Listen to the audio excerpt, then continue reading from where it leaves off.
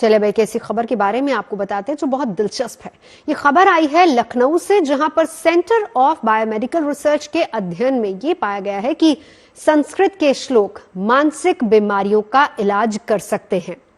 सीबीएमआर ने अपनी रिसर्च में पाया है कि संस्कृत के श्लोक सुनने से ब्रेन के कई हिस्से सकारात्मक रूप से सक्रिय होते हैं, जबकि किसी अन्य भाषा के मामले में ऐसा नहीं है। यह रिसर्च कितने लोगों पर कैसे की गई और इसके नतीजे कैसे निकले हैं, आपको इस रिपोर्ट में दिखाते हैं।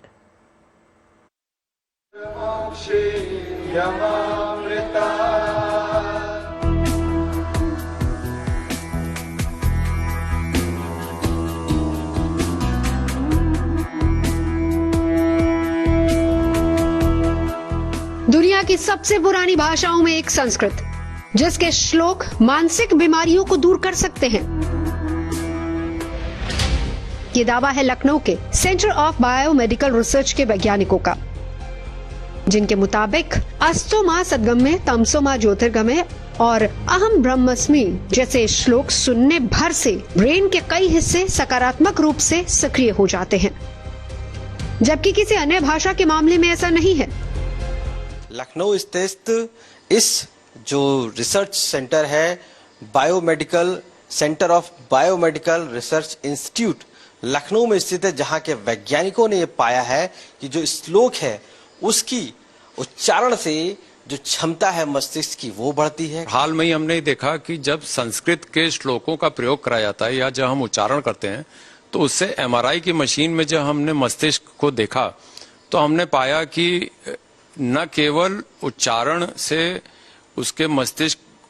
का विकास हुआ, लेकिन साथ ही साथ कई सारी क्षमताएं बढ़ी, जैसे कि उसकी जो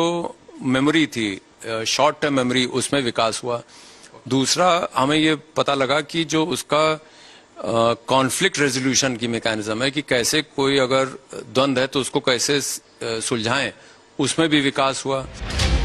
सीबीएमआर के निदेशक डॉक्टर आलोक धवन ने बताया कि इस रिसर्च का मकसद मस्तिष्क और संस्कृत श्लोकों के बीच संबंध को समझना था,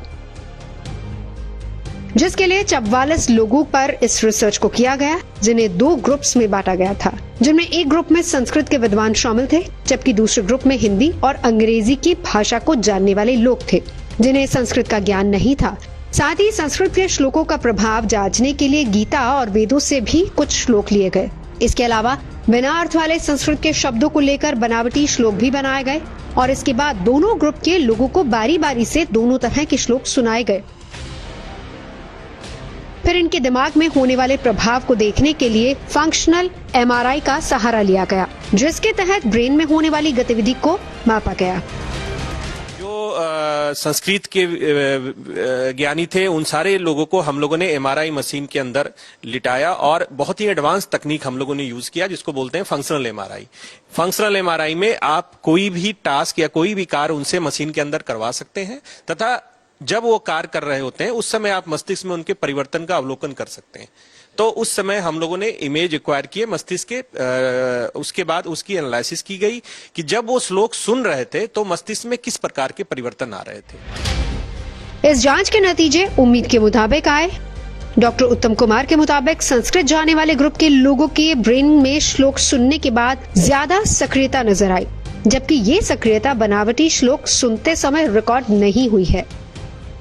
ये हिस्से हैं ऑक्सीपिटल यानी कि सर का पिछला हिस्सा, फ्रंटल यानी कि मस्तिष्क का सबसे आगे का हिस्सा, पैराइटल यानी मस्तिष्क का वो हिस्सा जो शरीर से जुड़ी संवेदनाओं को समझने में मदद करता है। वहीं दूसरे ग्रुप के लोग जिन्हें संस्कृत नहीं आती थी, उनके ब्रेन में सक्रियता किसी भी श्लोक के मामले में नजर नहीं आई। मैं आपको दिखाना चाहूंगा, जो व्यक्ति जो संस्कृत के विज्ञानी श्लोक को सुन रहे थे, उनके जो जिन जिन हिस्सों में मस्तिष्क में सक्रिय हुआ वो ये हिस्से हैं, जिसको हम लोग मुख्य रूप से 4 हिस्से में सक्रियता देखी गई, जिसमें कॉर्डेट देखा गया, ऑक्सीपिटल का एरिया देखा गया, फ्रंटल का एरिया देखा गया और पैराइटल एरिया, जिसपे मुख्य रूप से उस हिस्से में सक्रियता देखी गई। जब हमने इसको कंपेयर किया उन ग्रुप के साथ जो संस्कृत नहीं जानते हैं, उनके साथ जब कंपेयर किया तब हमें ये हिस्से मिले हैं। इसका मतलब कि जो व्यक्ति संस्कृत श्लोक सुन सकता है और उसके गहनता को समझ सकता है, उनमें ये हिस्से सक्रिय होते हैं। तो संस्कृत सुनने से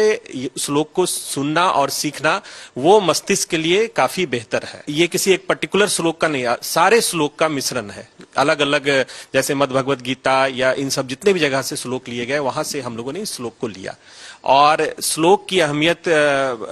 रखने के लिए हम लोगों ने उससे मिलते जुलते शब्द भी क्रिएट किए जो उसके भांति होते हैं, लेकिन वो मस्तिष्क में उतना प्रभावकारी नहीं दिखते।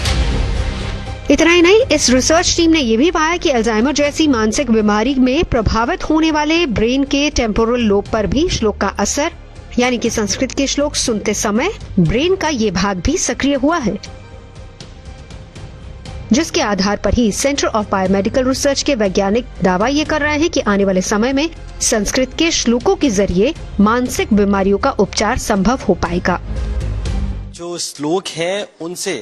किस तरीके से उनके जो उच्चारण से जो मस्तिष्क का एक तरीके से विकास होता है, उनकी कार्य क्षमता बढ़ती है, वो अब साइंटिफिकली साबित किया जा चुका है, साबित हो जा चुका है, जिसको वैदिक काल से कहा जाता रहा है और इसको अब खुद लखनऊ में मौजूद साइंटिस्टों ने इसको कर दिखाया है। लखनऊ से कैमरा पर्सन संदीप दुबे के साथ आशीष श्रीवास्तव।